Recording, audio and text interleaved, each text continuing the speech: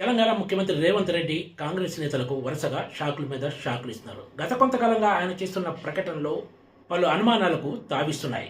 కొంతమంది మంత్రులతో పాటు కాంగ్రెస్ పార్టీ నేతలు కూడా రేవంత్ రెడ్డి ప్రకటనలో పార్టీ ప్రయోజనాలను దారుణంగా దెబ్బతీసేలా ఉన్నాయనే అభిప్రాయాన్ని వ్యక్తం చేస్తున్నారు. తెలంగాణ రాష్ట్ర ఏర్పాటు జరిగిన తర్వాత ఇక్కడ చోటు చేసుకున్న అతిపెద్ద స్కామ్ అంటే కాళేశ్వరం ప్రాజెక్టులో చోటు చేసుకున్న అవినీతి అక్రమాలే అని ప్రతిపక్షంలో ఉన్నప్పుడు ప్రస్తుత ముఖ్యమంత్రి రేవంత్ రెడ్డితో పాటు కొంతమంది కీలక మంత్రులు కూడా పలు సందర్భాల్లో వ్యాఖ్యానించిన విషయం తెలిసిందే.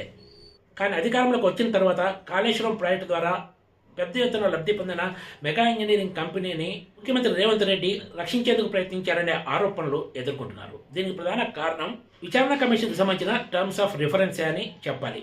మెగా ఇంజనీరింగ్ కంపెనీకి ఎలాంటి ఇబ్బంది రాకుండా చూసేందుకే టర్మ్స్ ఆఫ్ రిఫరెన్స్లో అసలు ఈ కంపెనీకి సంబంధించిన విషయాలు ఏవి కూడా ప్రస్తావించలేదని అధికార వర్గాలు చెప్తున్నాయి.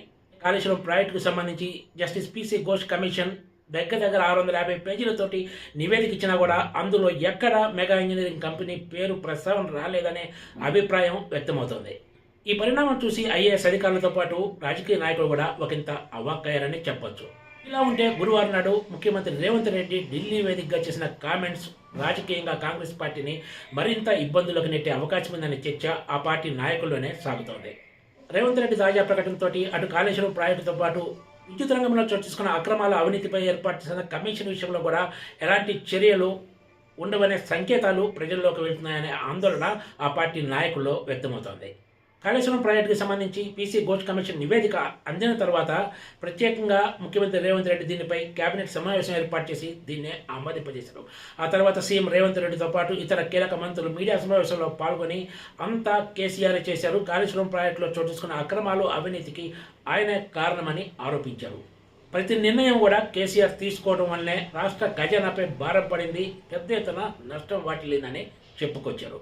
తాజాగా చోటు చేసుకున్న పరిణామాలు చూస్తుంటే అటు కాళేశ్వరం నివేదిక అయినా విద్యుత్ ప్రాజెక్టుల్లో అక్రమాలకు సంబంధించిన నివేదిక అయినా కూడా కాంగ్రెస్ పార్టీ పూర్తిగా వీటిని రాజకీయంగా వాడుకునేందుకు ప్రయత్నాలు చేస్తుంది తప్ప వీటిపై ఎలాంటి చర్యలు తీసుకునే అవకాశాలు కనిపించడం లేదనే అభిప్రాయం కొంతమంది నేతలు వ్యక్తం చేస్తున్నారు.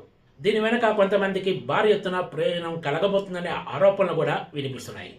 కేసీఆర్ని రాజకీయంగా ఓడించడమే పెద్ద శిక్ష, ఇప్పుడు ఆయన్ని జైల్లో పెట్టాల్సిన అవసరం ఏముందంటూ రేవంత్ రెడ్డి ఢిల్లీలో నిర్వహించిన మీడియా చిట్చాట్లో వ్యాఖ్యానించినట్లు ప్రముఖంగా వార్తలు వచ్చాయి.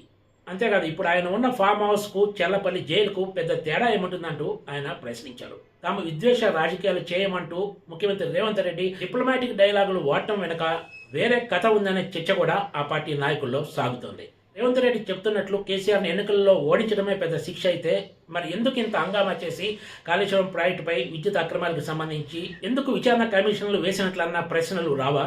అంటే వీటి ద్వారా రాజకీయంగా లబ్ధి పొందడం తప్ప ప్రజలు పన్ను రూపంలో కట్టిన వేల కోట్ల రూపాయల నిధులు అధికారంలో ఉన్న వాళ్ళు ఏమి చేసినా చర్యలు ఉండవనే తరహాలో రేవంత్ రెడ్డి వ్యాఖ్యలు ఉన్నాయనే చర్చ సాగుతోంది.